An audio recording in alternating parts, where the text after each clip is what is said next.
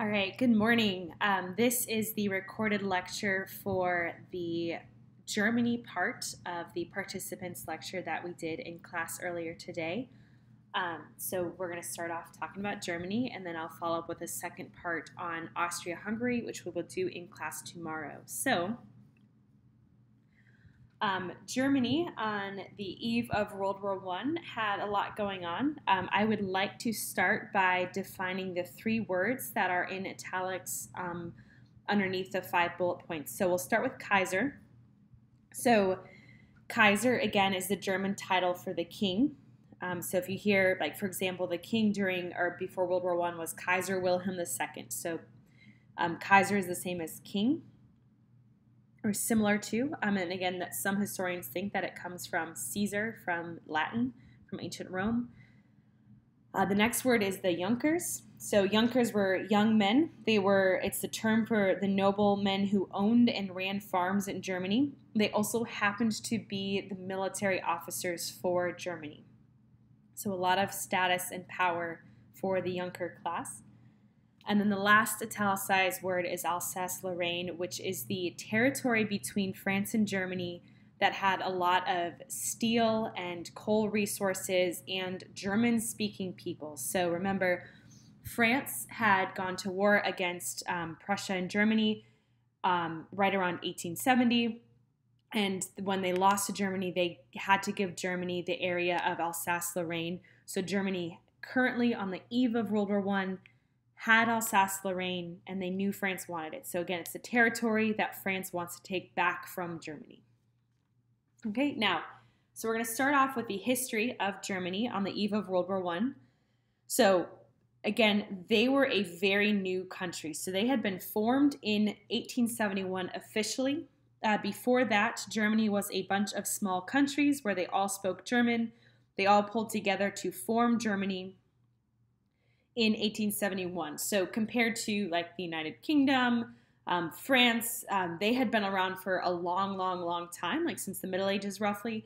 But Germany was only about 40, 45 years old before World War I broke out in 1914. So pretty young country. And they kind of thought of themselves as the new kid on the block, which really affected it kind of made them insecure compared to the other countries in Europe. Right? In the government, so pretty much all men could vote, and they voted for parliament. So parliament was elected by men in Germany, but the real power was held by the Kaiser and the army. So the real power was held by the king, or the Kaiser, and the army. Right? For their economy, Germany had industrialized. They were trying to catch up with the rest of European empires, so they were industrializing quickly, and they were doing well with it. They had a very strong industry. It was growing. The main items that they focused on were iron, steel, chemicals, and they were really good at producing weapons and heavy machinery. And Germany was also one of the top European countries that did photography. So again, their industry was strong. Their economy was good. They were focused on iron, steel, weapons, and chemicals and heavy machinery. So again, things that you would need to be pretty successful in a war, Germany's really good at producing. Okay, now similar to England, their companies were very large, or the large companies ran the industries, but they're a little bit different from England in that they started later. So they started industrializing way later than Britain. Now the disadvantage of that is that they're not as experienced or established. However, the advantage of starting after Britain had industrialized is that they had newer equipment and they learned from Britain's mistakes. So they did a better job of providing better working conditions. They had newer machinery for their factories, and they learned from England's mistakes. The other part of the German economy was the agriculture. So the agriculture was dominated by large farmers. The Junkers, so remember the military officers, also they controlled the large estates where peasants did the work. Again, it's kind of similar to the feudal system from the Middle Ages, where you have like a nobleman running or managing the farm area and the peasants doing the actual work. But Germany had one of the most advanced social security system or health insurances in the world. So their workers felt very happy. They felt like they were taken care of.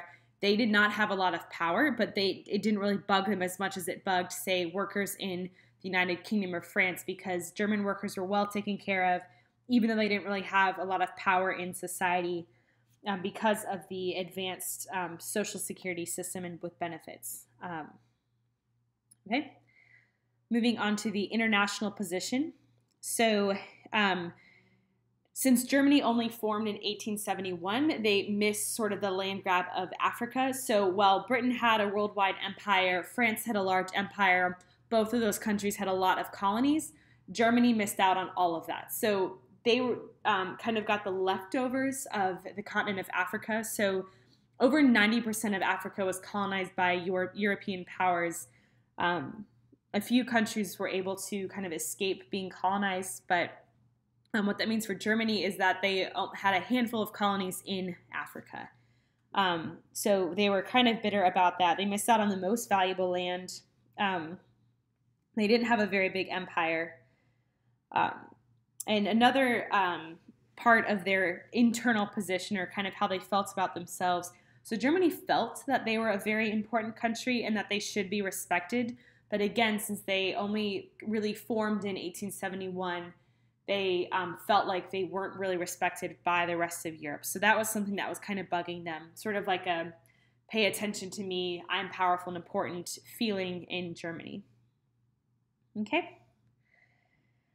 And then finally, their major external problems. So a couple things going on with Germany. Again, they want to be recognized as a top-ranked power, even though they started late, and they're super sensitive about their status compared to other European countries. They also are surrounded by many neighbors. So again, Germany is kind of in the center of Europe. They have a lot of neighbors around them, like the Netherlands, Belgium, France, Switzerland, Russia, kind of got the United Kingdom across the channel. But so they're surrounded by other countries and their neighbors, and they're worried and paranoid about being surrounded and encircled by these countries. So they're worried that, like, say a war breaks out, they're kind of in the middle of everyone, and that puts them at a huge disadvantage for possibly being invaded or fighting off multiple countries at once. So they're worried about that. And then probably their number one problem is that their next door neighbor, France, wants something from them and they know it. So Germany has the region Alsace-Lorraine. France wants that area back. So France and Germany, again, kind of like siblings fighting over something. France wants that area back, and Germany has it, and they know France wants it back. So they're not going to get along very well because of that. All right, so again, I'm just going to show you a quick map. So I know in one class we got to it, in the other class we didn't. So in the map, you can see the pink countries are the ones that are allies during World War I. Spoiler alert.